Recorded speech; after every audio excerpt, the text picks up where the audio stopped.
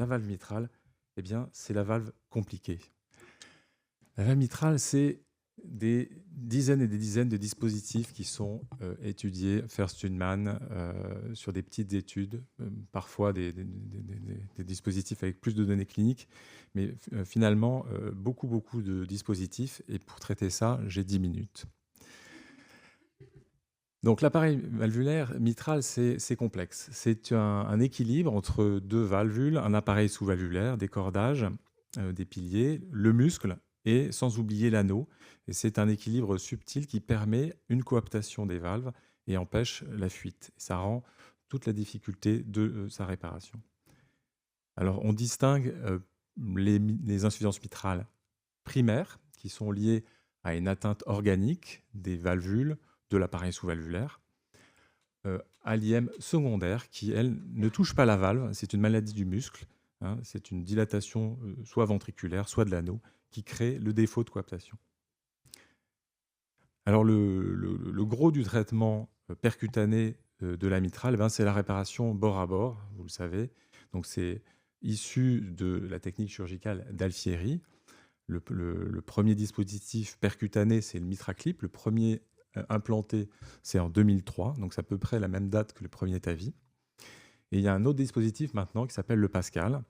Et donc, c'est des dispositifs qui sont par voie transfémorale, veineux, transseptale, et qui permettent de venir rapprocher le feuillet antérieur, le feuillet postérieur, là où il dysfonctionne, pour pouvoir diminuer la fuite. Et c'est une technique qui est en grande évolution sur le nombre de volumes, mais qui reste quand même beaucoup moins utilisée que le TAVI.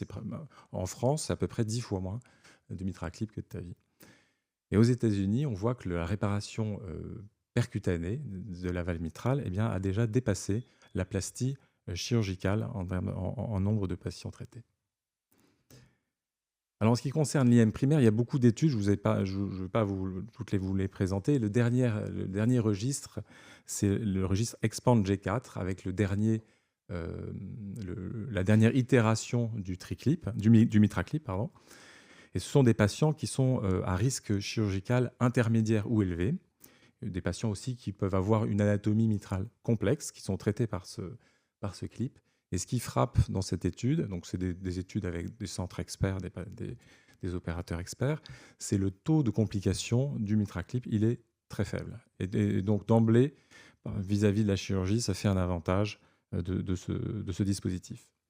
Il permet de réduire de façon significative la fuite dans un pourcentage important de cas, peut-être pas dans ces pourcentages qu'on voit dans ce registre-là dans la vie de tous les jours, mais ça permet de réduire de façon satisfaisante la fuite, et cette réduction de fuite, elle est durable dans le temps. Alors, pour la sélection des patients, l'examen clé, c'est bien sûr l'ETO, qui permet d'analyser de façon fine l'anatomie, qui permet de classer les patients, de screener les patients en fonction de la faisabilité ou non du clip. Donc, en vert, ce sont les patients qui ont une anatomie qui se prête particulièrement bien à la réparation bord à bord. En orange, ce sont les cas intermédiaires, qui sont les cas plutôt complexes. Et puis, il y a des cas qui sont non réalisables.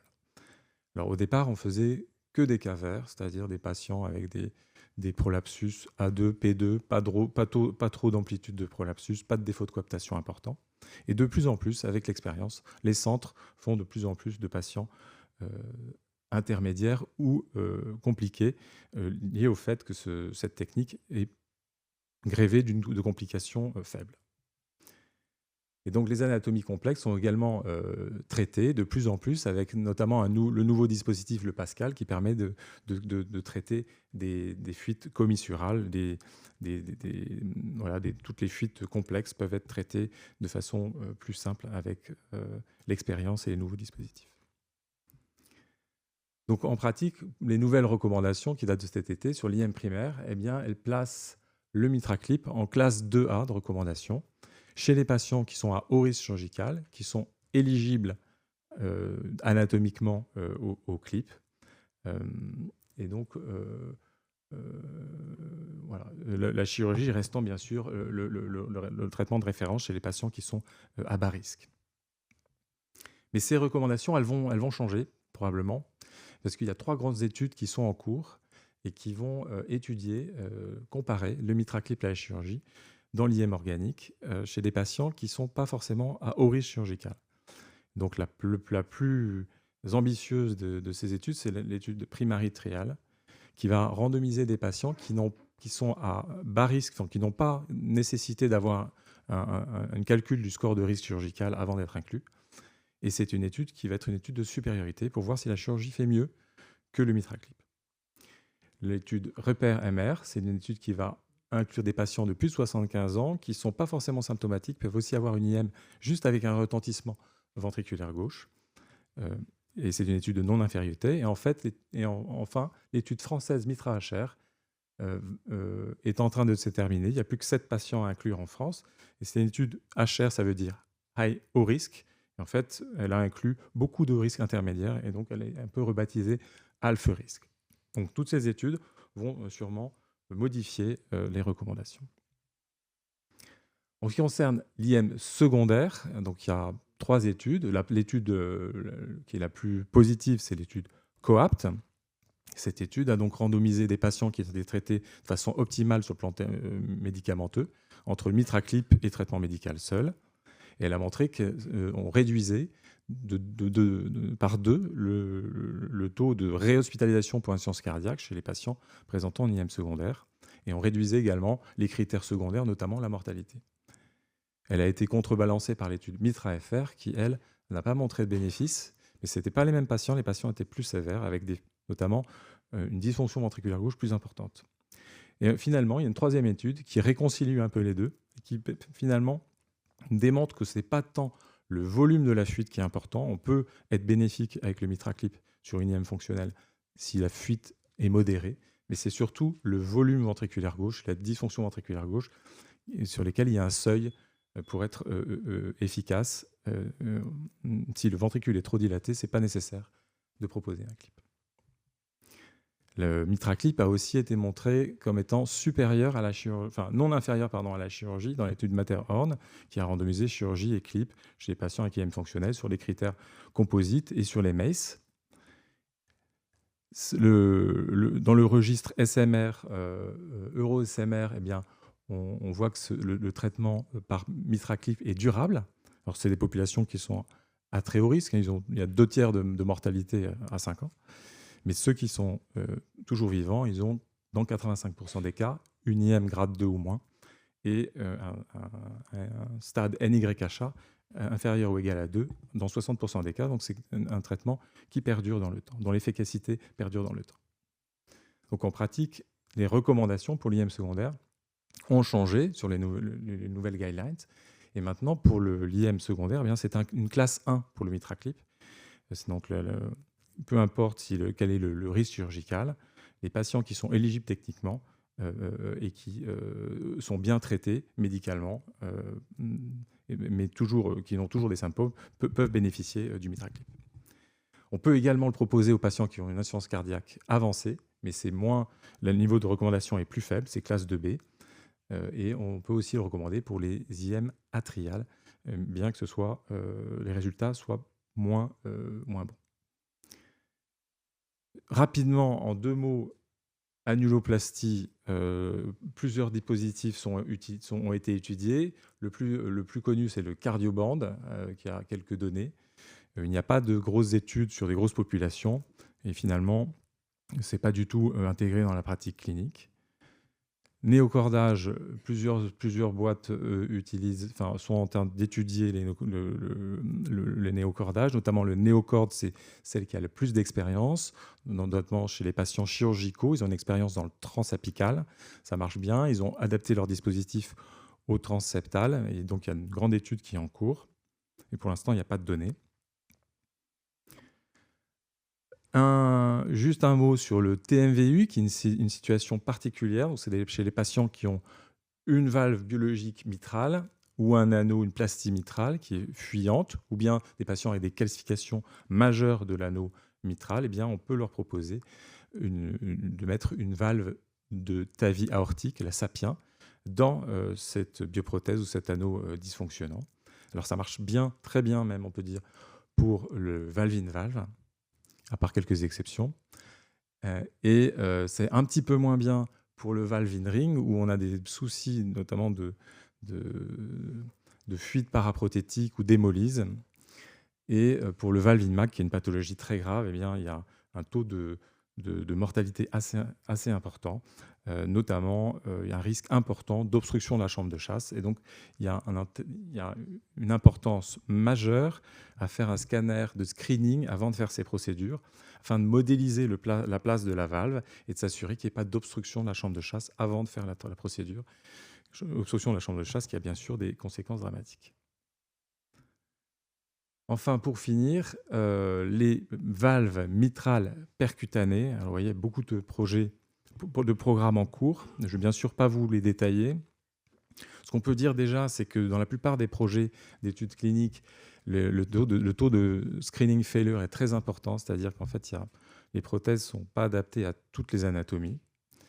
On a un peu modifié l'approche. Avant, on faisait des valves qui étaient intra-annulaires ou supra-annulaires, et maintenant, on va sur des valves qui sont en deux temps, sur une stratégie de docking. C'est le cas de la valve Sapien M3 qui a un marquage CE, donc une valve qui est positionnée par voie transfémorale transseptale, avec d'abord positionnement d'un dock sous l'appareil valvulaire. Ce dock va servir à implanter une valve Sapien qui a une jupette autour pour permettre l'étanchéité et l'absence de fuite paraprothétique. Voilà, beaucoup de valves encore en développement. Et donc, en fait, pour finir, finalement, la prise en charge de l'IM, c'est assez simple. Pour l'IM fonctionnel, il faut traiter les patients de façon optimale, les resynchroniser s'il y a besoin. Et s'ils sont toujours symptomatiques, il faut leur proposer un MitraClip, ce qu'on ne fait peut-être pas assez. C'est une classe 1 en dehors des patients qui ont une dysfonction ventriculaire gauche importante. Pour l'IM dégénérative, pour les hauts risques opératoires, on peut leur proposer le MitraClip, c'est une classe 2A. Pour les bas risques, c'est la chirurgie qui reste le gold standard. Et ces recommandations vont sûrement bouger avec l'arrivée des nouvelles études si elles sont positives. Voilà, je vous remercie. Et puis, voilà. J'en profite pour remercier l'équipe qui fait du MitraClip. Voilà. Merci beaucoup, Olivier.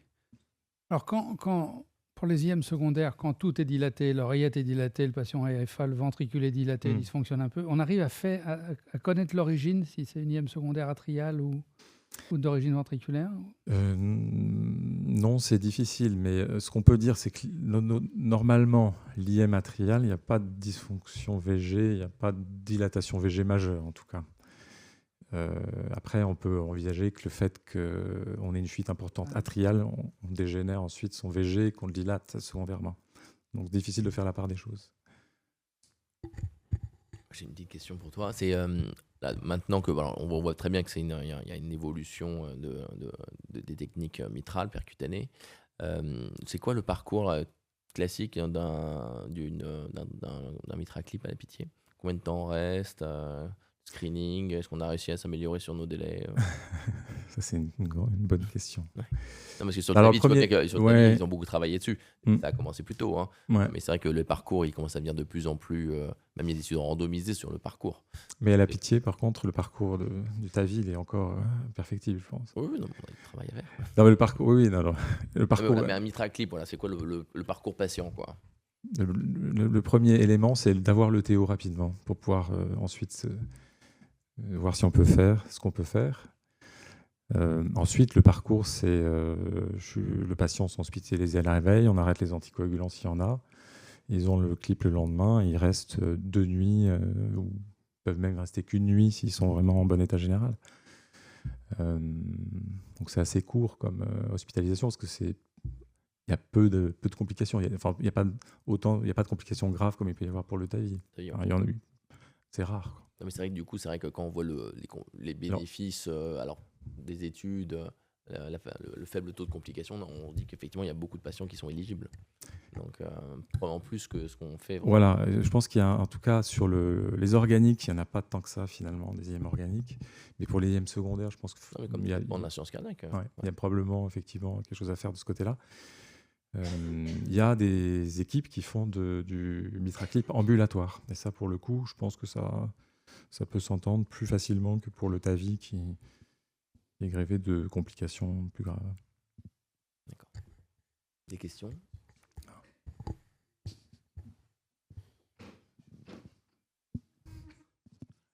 Merci, docteur. Vous avez parlé de technique, Pascal. Mais par contre, la toute petite question que je vous posais est en matière du matériel. Vous avez montré, disons, que les matériels que vous utilisez à le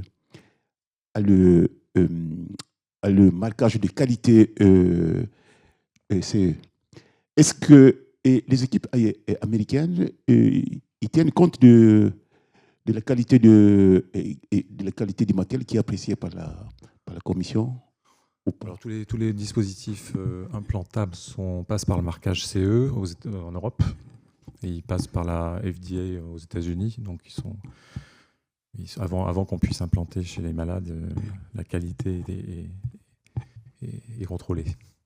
Moi, j'avais juste une petite question, Olivier. Est-ce que tu penses qu'on les diurétique assez en pré-procédure et en pré-ETO comme parce que pour les triclips, on les diurétique beaucoup plus. Est-ce que tu penses qu'on doit les diurétiquer un peu plus ou c'est pas intéressant? Ça dépend, oui, ça dépend de l'anatomie, mais si le défaut de coaptation est extrêmement important, effectivement, là, il faut probablement augmenter le diurétique. Mais le plus souvent, en fait, c'est des patients qui sont, avant de leur proposer le clip, ils sont traités de façon optimale. Sinon, on attend qu'on soit sûr de... voilà.